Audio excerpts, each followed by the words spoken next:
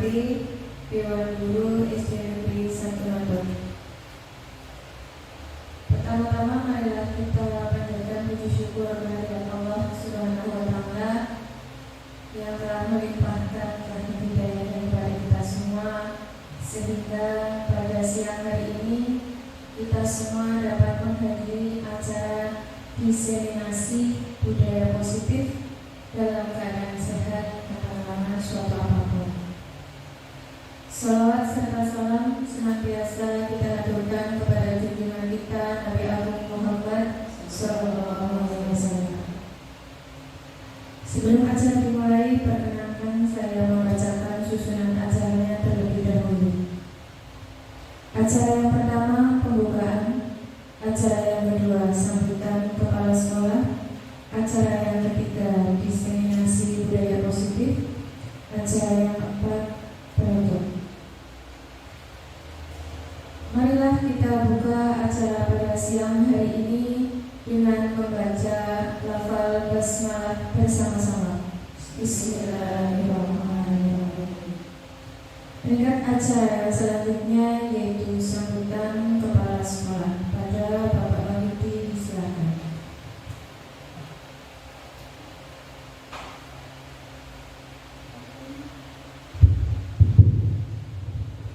Bismillahirrahmanirrahim. Assalamualaikum warahmatullahi wabarakatuh. Bismillah, alhamdulillah, rasulillah, yang saya hormati CDP Bu Indriani, yang saya hormati Dewan Guru SD Negeri 1 Motor. Puji syukur kita panjatkan kehadirat Allah Subhanahu wa Ta'ala atas limpahan taufik dan hidayahnya, sehingga pada siang hari ini kita masih diberi kesempatan untuk mengikuti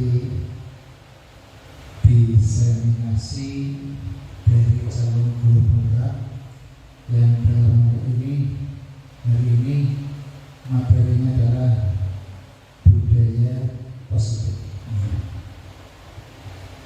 Perlu kita ketahui bahwa Bu Indri merupakan salah satu CGP di sekolah kita, karena ada dua CGP di sekolah kita, yaitu Bu Indri dan Pak Firman, yang sama-sama sedang mengikuti pendidikan CGP angkatan, kalau Pak Firman kalau nggak salah angkatan 11, kalau Bu Indri angkatan 9, tetapi pendidikannya digabung menjadi satu. Bapak dan Ibu yang kami hormati,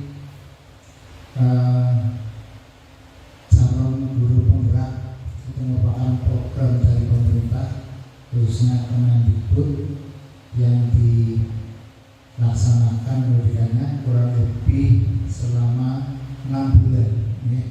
6 bulan, waktu yang tidak terlalu lama saya kira. Tapi kalau melihat tugas-tugasnya, jadinya kayak misi mengaku-ngaku.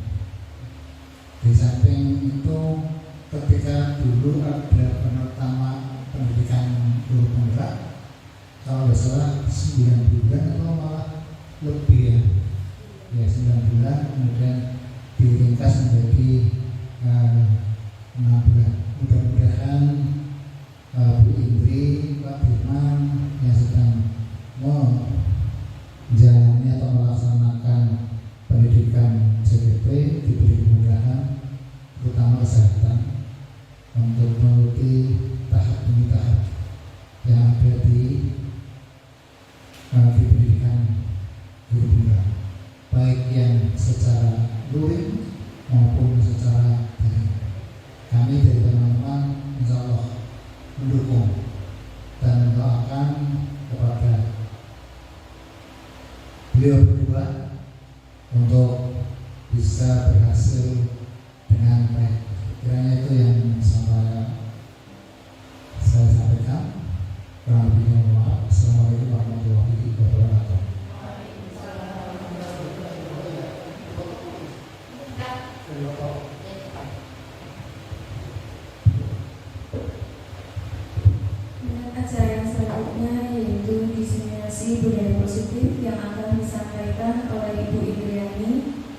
Waktu dipersilakan.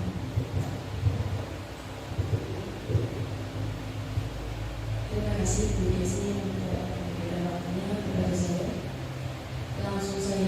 Langsung saja ya Bapak Ibu. Ini tentang aksi nyata disiplin positif dari saya sendiri. Saya adalah CPP angkatan 11 dari SD Satu Bentuk Kecamatan Kabupaten Kabupaten Banyumas. Di sini saya didampingi oleh pengajar praktik Bapak Sugiyadi dan fasilitatornya Bu Siti Sudarta.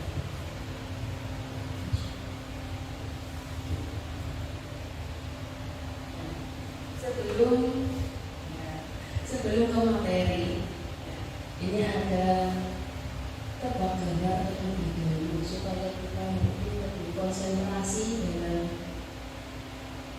memahami materi nantinya.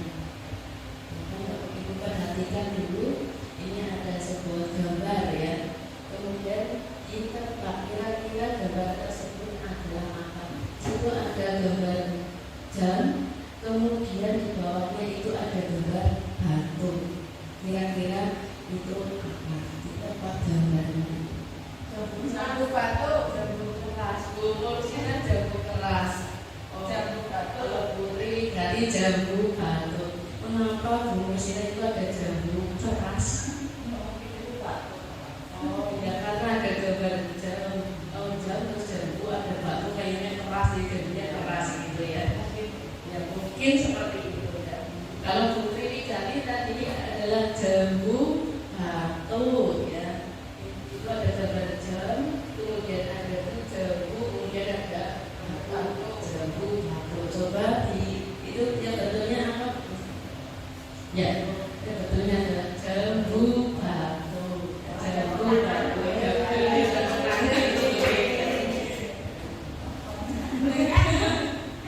Supaya tidak ngantuk karena jam-jam seperti ini kan biasanya ngantuk ya. Selanjutnya. Nah, selanjutnya itu ada gambar kuburan apa ya? Oh, paesan ya, paesan. Kemudian ada gambarnya rusa, tapi punya disilang. Kira-kira itu gambar apa? Ditebak ya. Rik mati. Iya, rik mati. Mati rasa. Oh, coba. Betul atau tidak? Mati rasa. Mati rasa.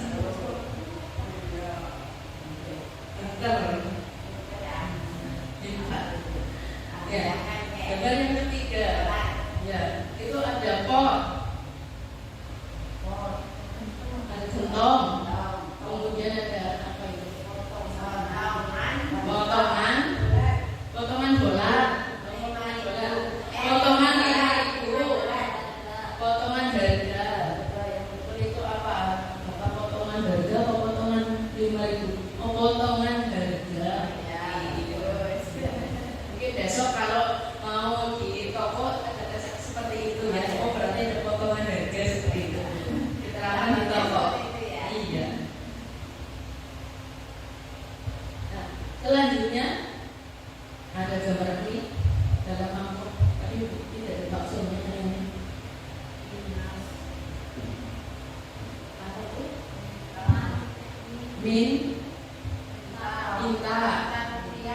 Minta rupiah, minta duit, minta uang. Ya, betulnya apa coba? Minta uang, ya, minta uang. Boleh minta uang atau bapaknya sendiri-sendiri. Oh ini sudah terjawab ya. Lanjutnya. Nah ini yang terakhir kayaknya ada gambar tebak, kemudian gambar batik.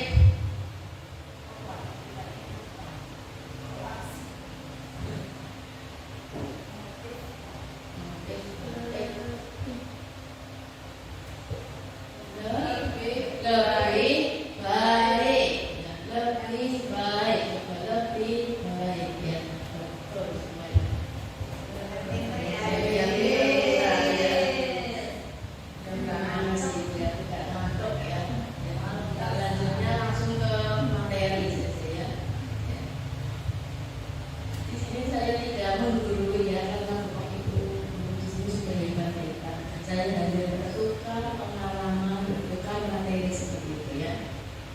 belajar yang pertama itu pembelajaran dengan paradigma baru. Pelajaran dengan paradigma baru itu merupakan pembelajaran yang dirancang berdasarkan prinsip pembelajaran berdiferensiasi, sehingga peserta didik belajar sesuai dengan kebutuhannya. Berdasarkan tahap perkembangannya sesuai psikologi modern untuk mewujudkan profil pelajar Pancasila. Ya, pembelajaran dengan paradigma baru. Di sini juga Bapak Ibu sudah menerapkan pembelajaran diferensiasi, sehingga sudah paham ya. Selanjutnya, miskonsepsi teori kontrol. Yang pertama itu ilusi guru mengontrol murid. Yang kedua, ilusi bahwa semua penguatan positif, efektif dan bermanfaat. Yang ketiga, kritik dan membuat rasa bersalah mampu memperkuat karakter. Empat, ilusi bahwa orang dewasa mampu memaksa. Miskonsepsi tentang teori kontrol. Sekarang bagaimana mengubah paradigma stimulus respon ke pendekatan teori kontrol? Yang pertama itu ada stimulus respon, yang sana adalah teori kontrol. Yang pertama realitas atau kebutuhan kita sama. Di teori kontrol, realitas kebutuhannya kita berbeda. Kemudian semua orang melihat yang sama. Di teori kontrol, setiap orang memiliki gambaran yang berbeda. Kita mencoba mengubah orang agar berpandangan sama dengan kita kalau itu respon. Tetapi di teori kontrol, semua perilaku kita berusaha memahami pandangan orang lain tentang dunia. Dan sampai bawah itu ya, model berpikir menang atau kalah di teori kontrolnya adalah model berpikir menang-menang. Ya, tadi disebutkan sudah ada teori kontrol, kemudian tadi disebutkan bahwa sekarang itu adalah aksi nyata saya adalah budaya positif. Ternyata budaya positif itu apa? Budaya positif di sekolah, kemudian nilai-nilai positif yang ada di budaya positif itu. Budaya positif di sekolah itu merupakan kebiasaan-kebiasaan yang sejatinya mengandung nilai-nilai positif dan dapat dirasakan oleh semua warga sekolah karena merupakan bagian dari warisan nilai-nilai Nusantara. Kemudian nilai-nilai positif sejatinya sudah dimiliki oleh peserta didik. Peran kita sebagai guru hanya membantu menumbuh kembangkan saja. Disiplin positif, sebuah pendekatan yang dirancang untuk mengembangkan murid menjadi pribadi dan anggota dari komunitas yang bertanggung jawab, penuh hormat dan kritis. Penekanannya membangun kekuatan murid dan menggunakan penguatan positif untuk mempromosikan perilaku yang baik, bukan mengkritik kelemahan mereka. Disiplin positif mengajarkan keterampilan sosial dan kehidupan yang penting dengan cara yang sangat menghormati dan membesarkan hati, tidak hanya bagi murid tetapi juga bagi orang dewasa. Penguatnya dari disiplin positif. Di dalam disiplin positif ada nilai kebajikan. Nilai yang disepakati bersama, terlepas dari suku, agama, bahasa, ataupun latar belakang. Ini contoh nilai kebajikan pada institusi atau organisasi. Yang pertama itu dari profil pelajar Pancasila, meliputi beriman dan bertakwa pada Tuhan Yang Maha Esa, berakhlak mulia, berkebinekaan global, gotong royong, mandiri dan bernalar kritis. Mungkin sudah hafal ya Bapak Ibu ya semuanya? Iya, atau ada yang mau menyanyikan? Oh boleh. Oh bersama-sama atau mau sendiri? Ada yang mau maju boleh bersama-sama. Ya, mungkin Bu Upi bisa memimpin ya Bu Upi. Oh Bu Cito saja. Oh yang pintar nyanyi ya. Mereka mempunyai suara emas.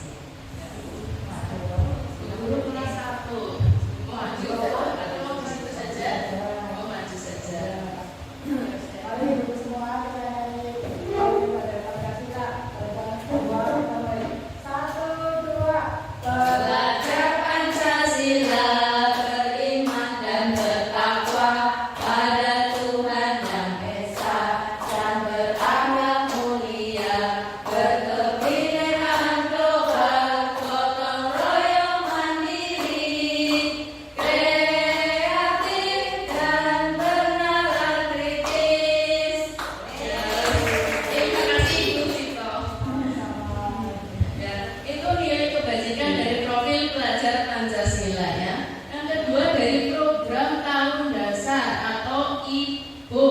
PYP.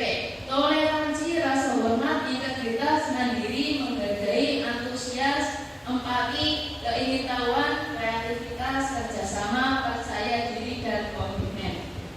Kemudian keterampilan hidup, ya, dapat dipercaya, meluruskan hati, pendengar yang aktif, tidak memberi masukan pada orang lain, dan memberikan yang terbaik dari diri sendiri.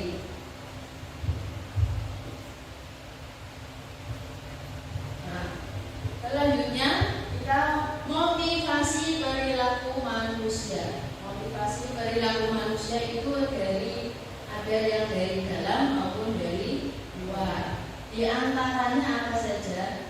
Yang pertama, untuk menghindari ketidaknyamanan atau hukuman. Yang kedua, untuk menjadi orang yang mereka inginkan dan hargai diri mereka sendiri dengan nilai yang mereka yakini. Kemudian yang ketiga, untuk mendapatkan ketidakseimbangan atau penghargaan dari orang lain. Itu motivasi. Nah, ini ada motivasi perilaku manusia. Iya, di situ ada gambar seorang guru sedang memberikan motivasi kepada anak didiknya. Ya, setiap tindakan yang dilakukan oleh anak, baik itu positif maupun negatif, pada dasarnya mempunyai alasan tertentu. Alasan-alasan itulah yang pada akhirnya disebut sebagai penyediaan kebutuhan dasar. Di kelas kita kan kadang ya ada anak yang berbuat positif, ada anak yang berbuat negatif. Mereka mempunyai alasan-alasan tersendiri. Nah, kebutuhan dasar murid. Apa saja kebutuhan dasar bagi murid yang perlu kita ketahui? Ada apa namanya yang pertama? Bertahan hidup. Ya. Bertahan hidup itu kebutuhan yang bersifat fisiologis untuk bertahan hidup, misalnya tentang kesehatan, rumah, dan makan. Yang kedua itu kebutuhan kasih sayang dan rasa diterima. Nah, yang ketiga ada kebutuhan kebebasan. Kemudian yang keempat, penguasaan. Nah, yang terakhir kesempurnaan. Kebutuhan dasar murid yang perlu kita ketahui ada 5. Ya.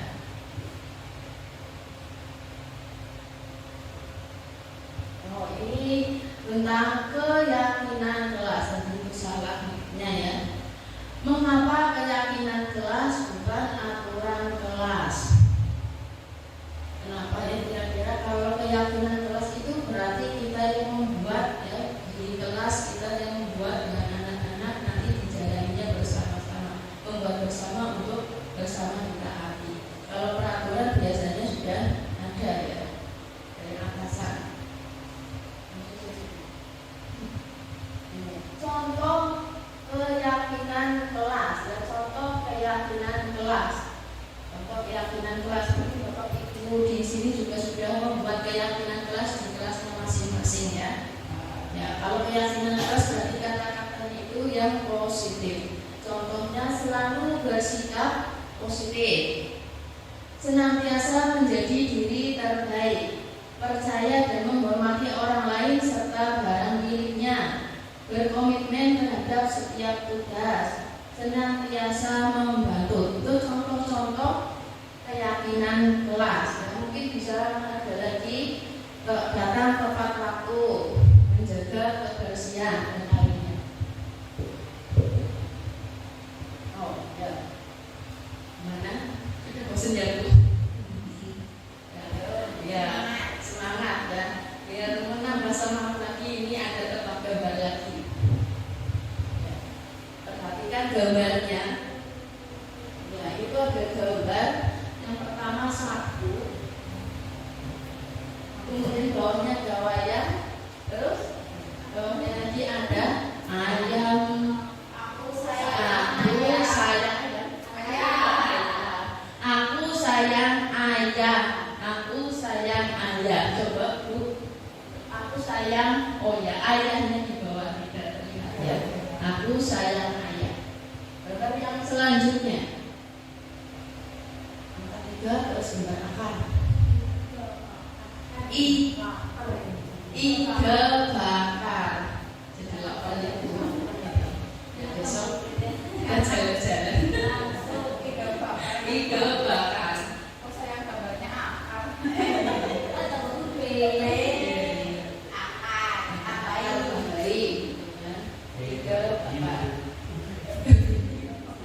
Selanjutnya itu ada kucing, kemudian ada gambar lagi buah. Kucing garong, apa ini? Kucing garong, kucing belang, kucing garong, kucing belang. Oh ya, betul, kucing belang, bukan kucing garong. Iya ya, berarti belang-belang nanti jadinya lebih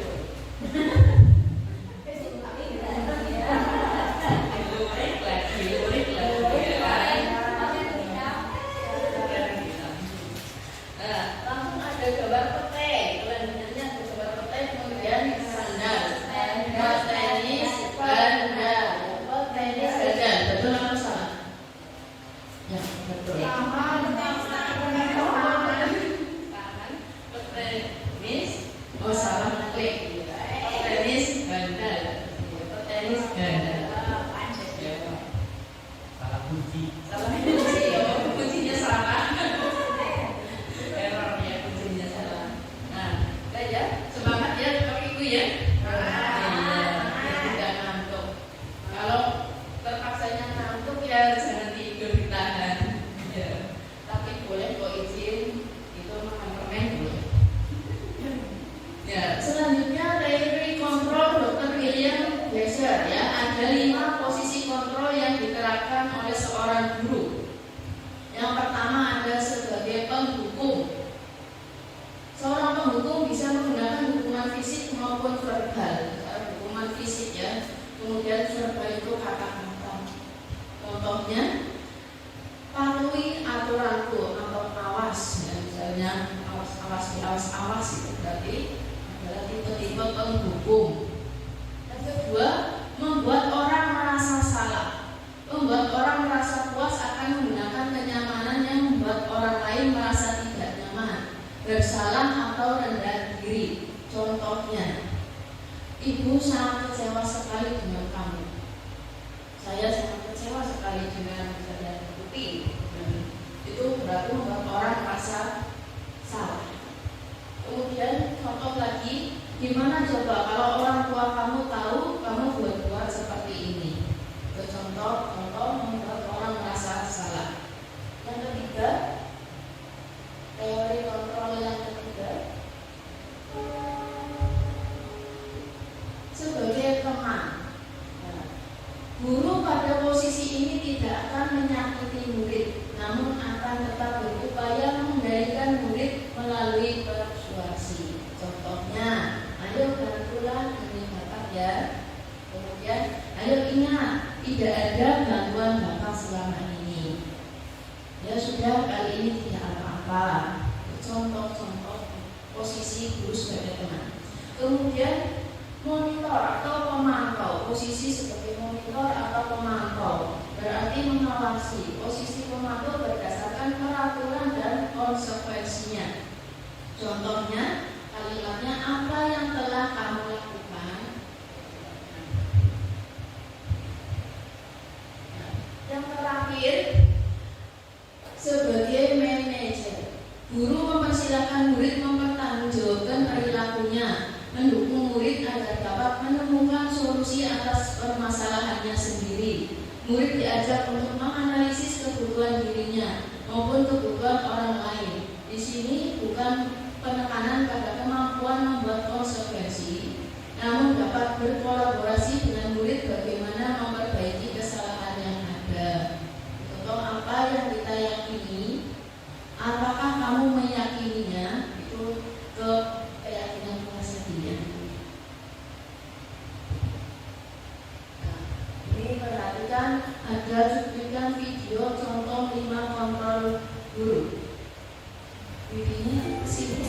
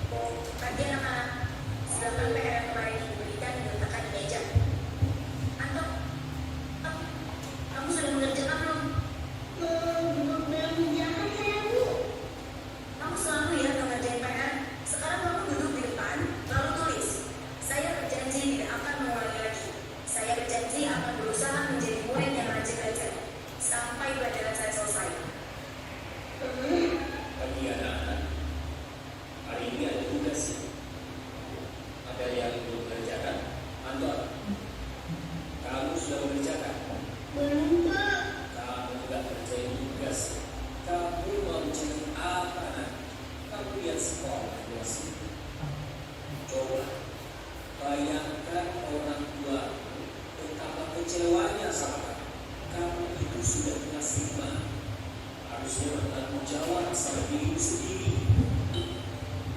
Maaf Bu, saya terlambat. Ya udah, nanti jangan diulangi lagi ya. Kalau kamu lanjut, ibu senang lihatnya. Ya, lain kali nomor 1 ya, maksudnya. Tas dulu dong. Ini kan teman. Wah, jadi kalau aku terlambat lagi, apa ya? Kamu kok gak pakai baju olahraga?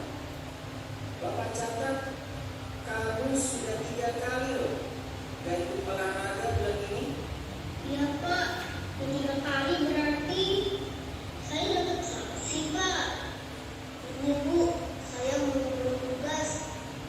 Maaf ya Bu, saya terlambat mengumpul tugas. Kenapa kamu terlambat mengumpulkan tugas? Iya Bu, saya kalau sore banyak ibu jaga warung. Besok aku jadi tugas. Kira-kira nih, apa yang bisa kamu perbaiki supaya kamu bisa mengerjakan tugas tepat waktu? Coba, kapan biasanya kamu membantu ibu jualan? Kebetulan sampai jam 8 malam Bu. Bagaimana kalau kamu membuat jadwal? Kapan kamu akan mengerjakan tugas? Oh gitu ya Bu. Coba deh Bu. Terima kasih Bu.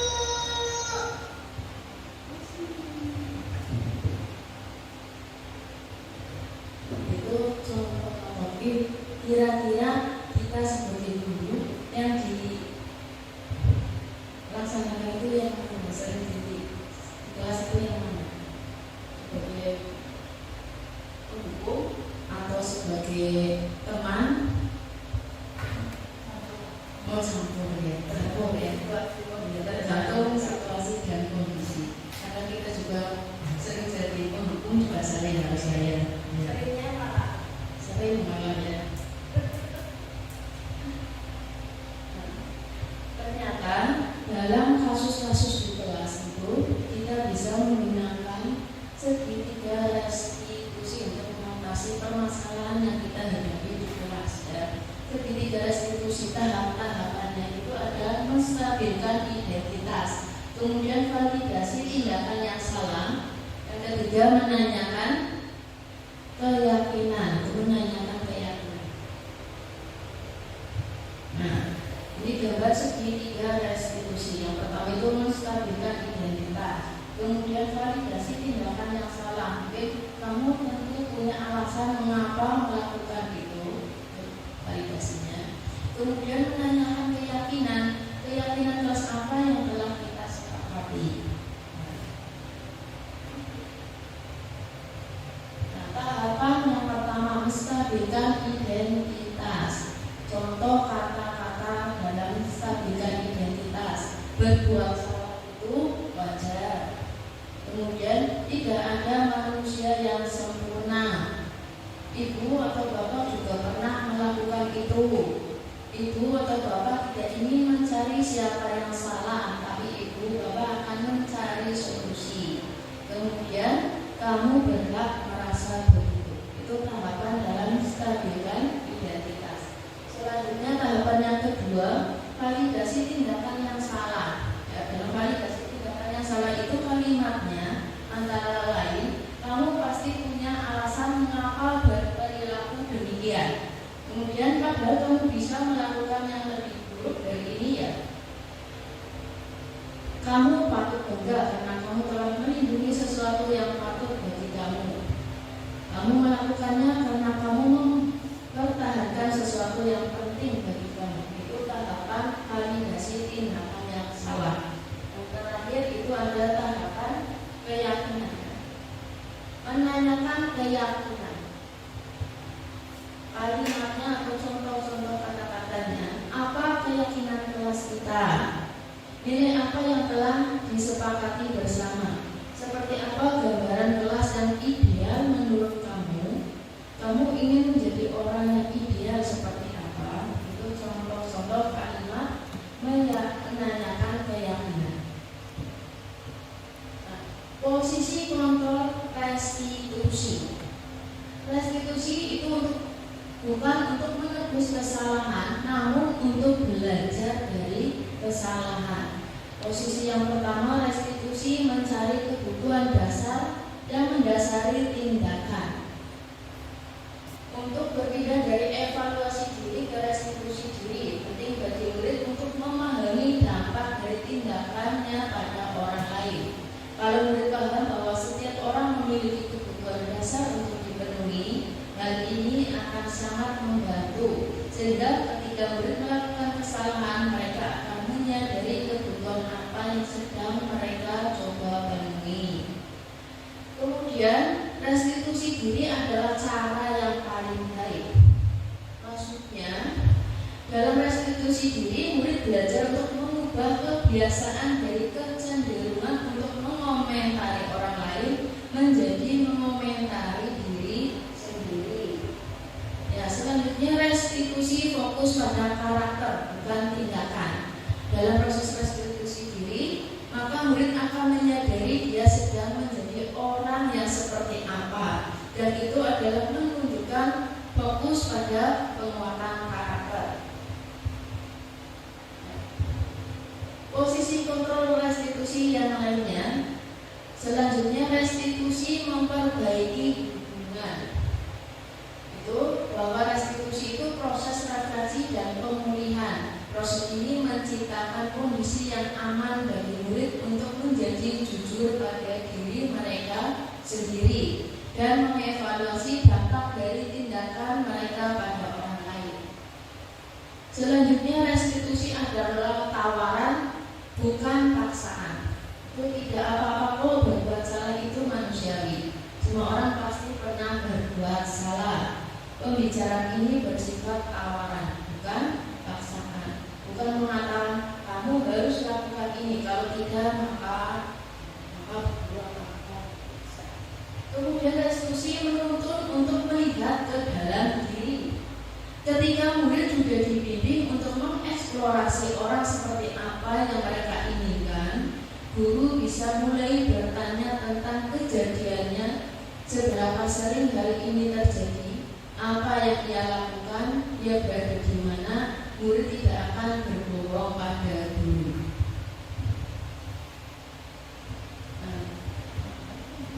Selanjutnya, restitusi menguatkan. Artinya menyadari apa yang bisa murid ubah dan murid benar-benar mengubahnya.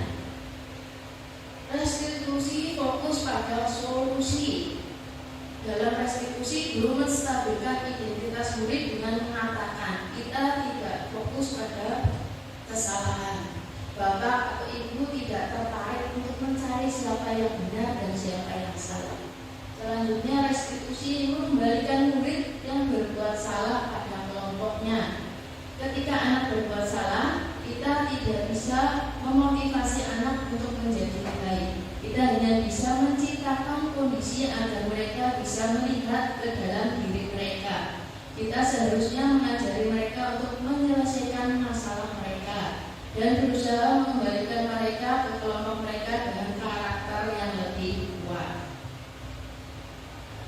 Manfaat segitiga restitusi. Mungkin ini bisa diterapkan di kelas, dan jika Bapak dan Ibu mengalami ada sedikit permasalahan dengan muridnya.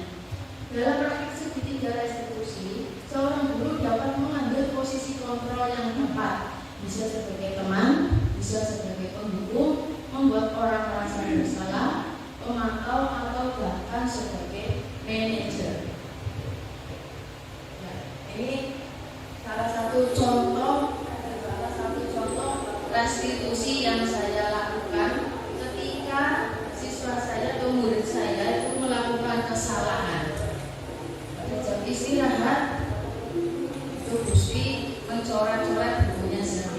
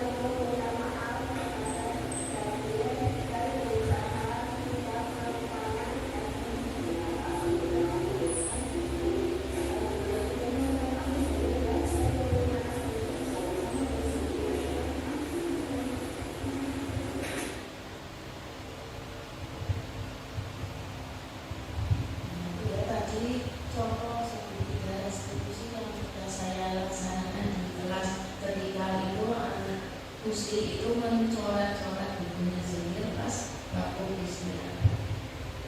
Distabilkan dulu identitasnya, kemudian ditanyakan keyakinannya, terus kemudian seperti itu ya.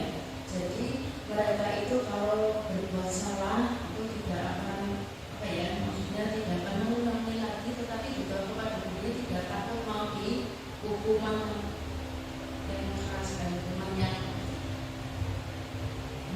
berat seperti itu. Nah, terakhir ya, satu kebajikan yang kau semai suatu hari nanti pasti akan kau buat. Itu kata-kata bijak untuk hari ini ya. Terima kasih.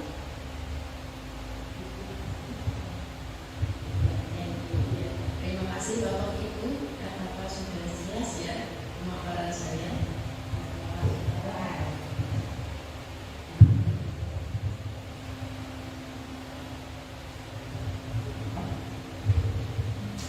Terima kasih penyampaian dari Bu Indri. Acara ini alhamdulillah berjalan dengan lancar. Sekarang kita sampai penghujung acara.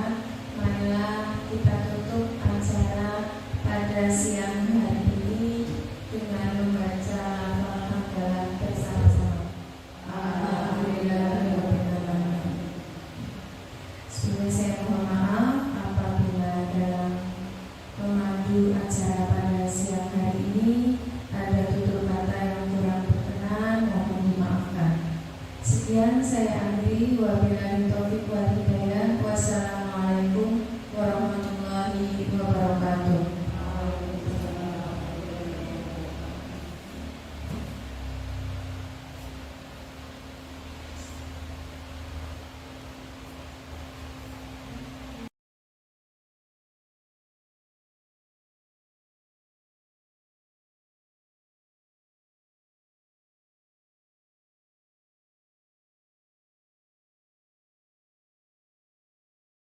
Tanggal 12 Agustus tahun 2024 September. Masing-masing barisan siapkan alat mungkin barisan.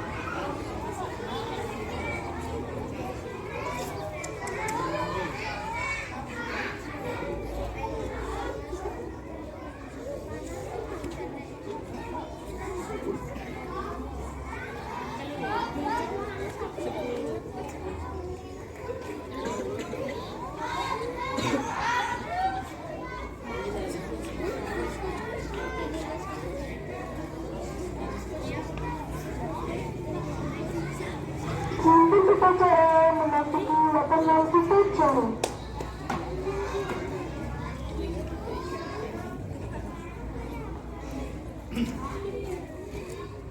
Kehormatan peserta upacara kepada pemimpin upacara dipimpin oleh pemimpin barisan paling kanan.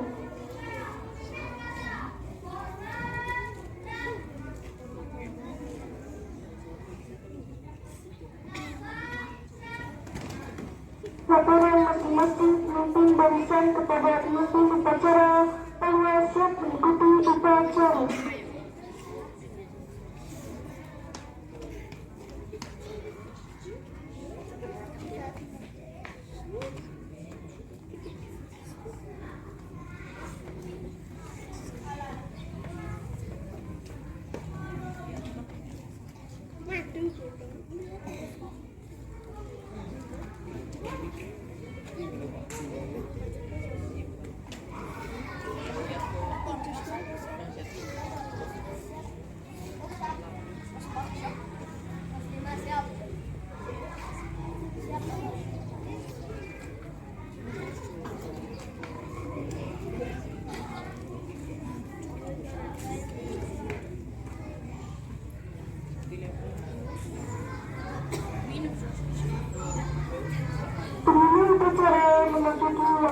upacara langsung menuju mimbar.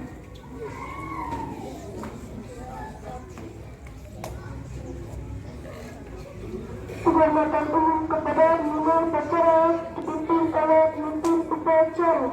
Kepada pembina upacara, hormat! Gerak! Tegak! Gerak!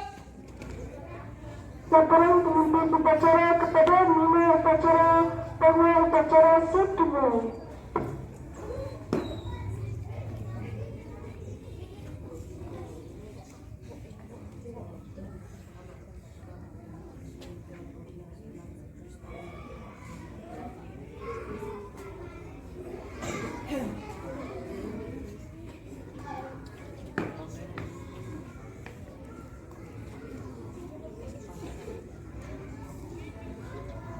Pengibaran bendera merah putih dipimpin oleh pemimpin upacara diiringi lagu Indonesia Raya.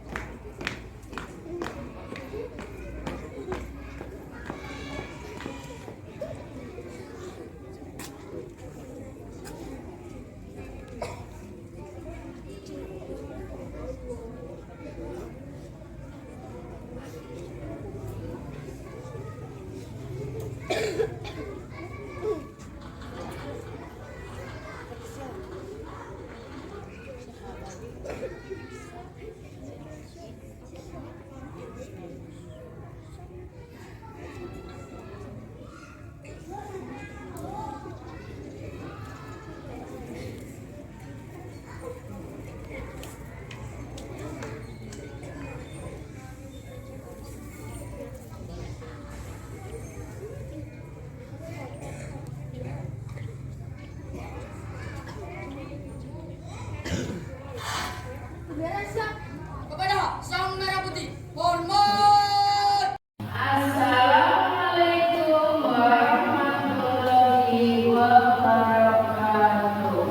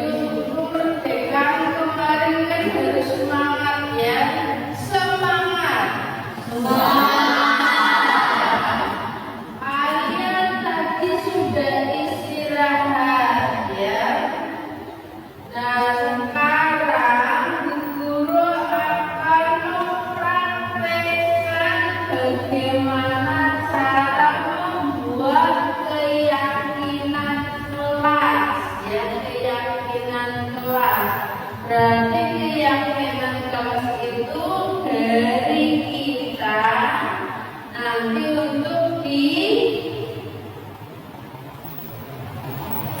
itu sama kita juga ya, dilaksanakan oleh kita semua di kelas ini. Untuk aturan di kelas ini atau keyakinan kelas di sini ya.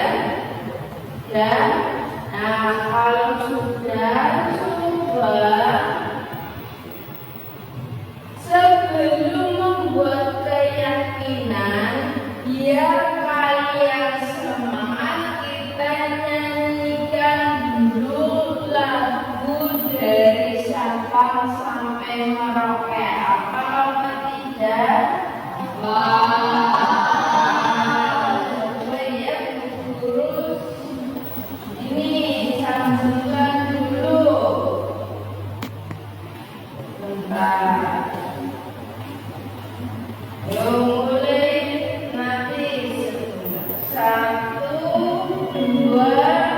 Mengikuti ini ya musiknya.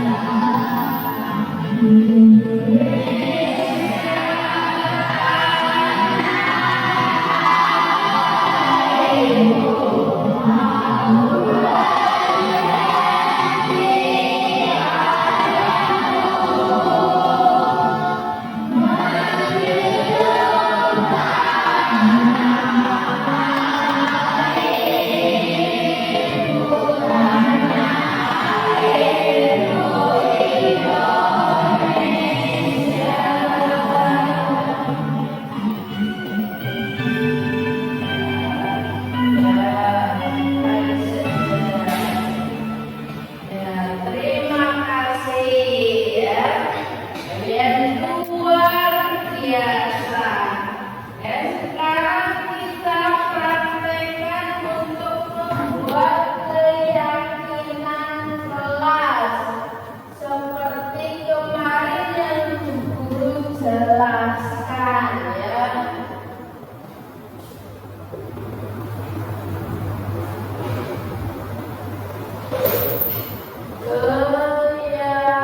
Keyakinan kelas 6A.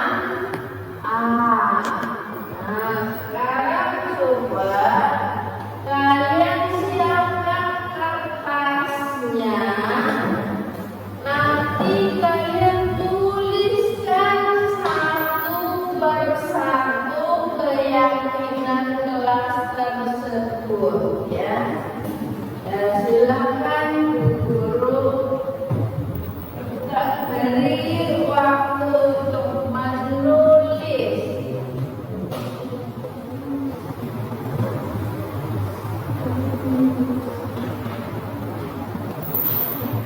Mana pulpennya? Ya. Ya.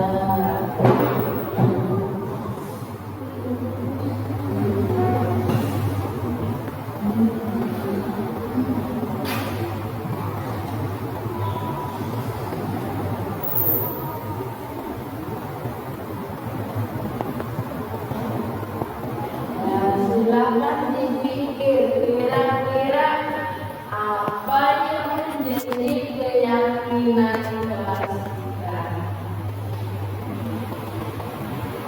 Akhirnya sudah selesai. Oh, kalau sudah selesai, coba ada yang maju atau mau membacakan dari situ saja. Membacakan dari situ. Ya, boleh. Dari mana dulu? Siapa yang mau menunjuk? Oh, Zahir. Zahir, silakan dibaca Zahir.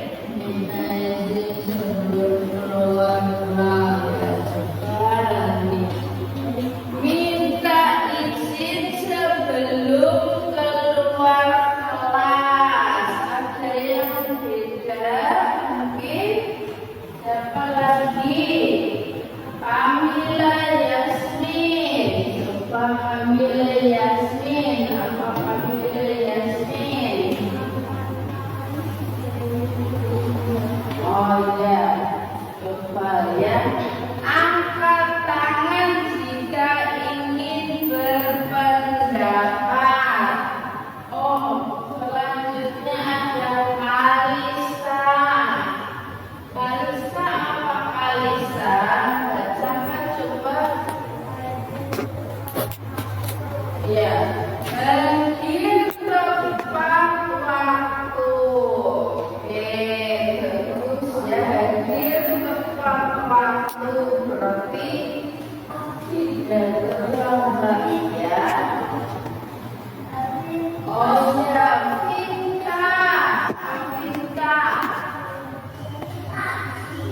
Belajar dengan sungguh-sungguh ya, bagus sekali. Belajar dengan sungguh-sungguh. Oh,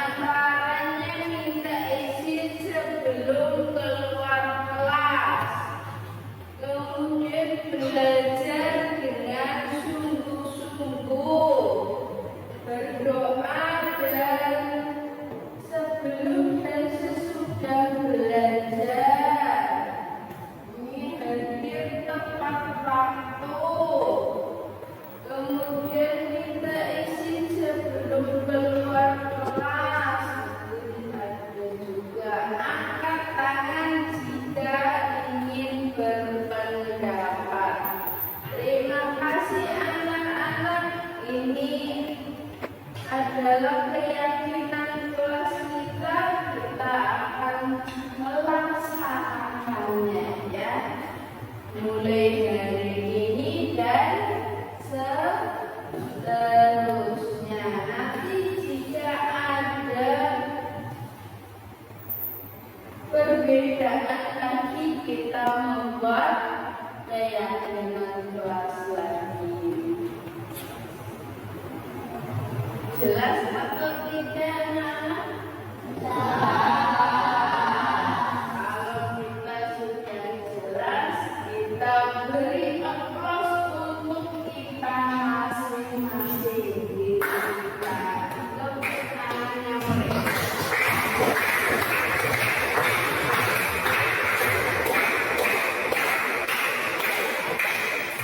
Terima kasih.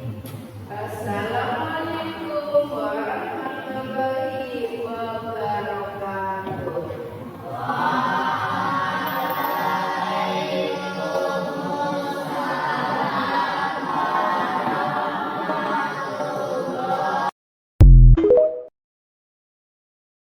Assalamualaikum warahmatullahi wabarakatuh. Waalaikumsalam warahmatullahi wabarakatuh. Untuk tantangan hari ini kalian akan sambung ayat dalam surat At-Tin. Siap? Siap. Ya, kita mulai. A'udzu billahi minasyaitonir rajim. Bismillahirrahmanirrahim. Watini wasaitun wa hadzal baladil amin. Laqad khalaqnal insana fi ahsani taqwim.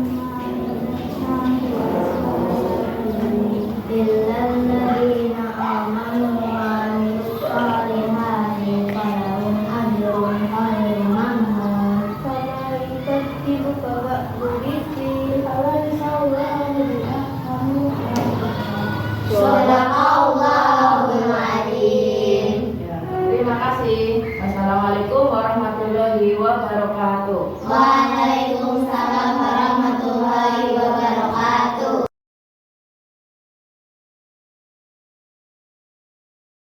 Gusti, tadi kata Bu Uci kamu terlambat ke sekolah ya? Apakah kamu tahu jam pelajaran dimulai? Oh Bu, jam 7:05. Iya, jadi kamu terlambat hari ini ya? Kenapa kamu bisa terlambat? Karena Bu, saya semalam tidur sampai malam. Oh, jadi kamu terlambat karena kamu semalam tidurnya terlalu malam.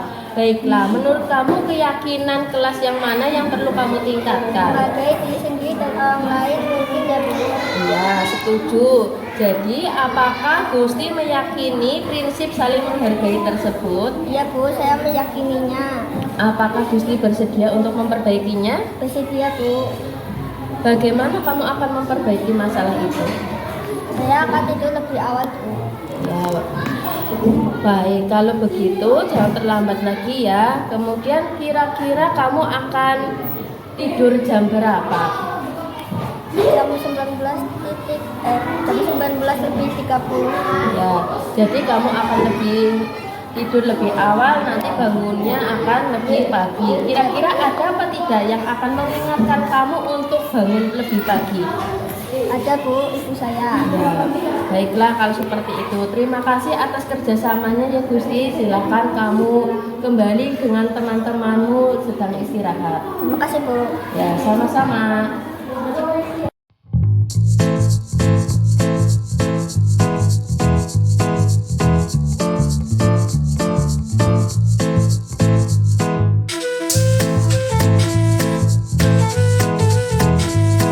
Assalamualaikum warahmatullahi wabarakatuh.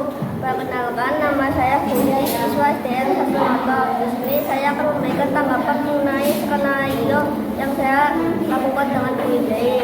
Saya merasakan dalam penyelesaian kasus tersebut sangat humoris dan berpihak pada murid. Kami tidak merasa tertekan dan takut dalam skenario tersebut. Kami dibuat benar-benar nyaman dan menyesali kesalahan kami. Pesan saya kepada Bu Indi, semoga penerapan menyelesaikan masalah seperti ini tetap dipertahankan. Wassalamualaikum warahmatullahi wabarakatuh.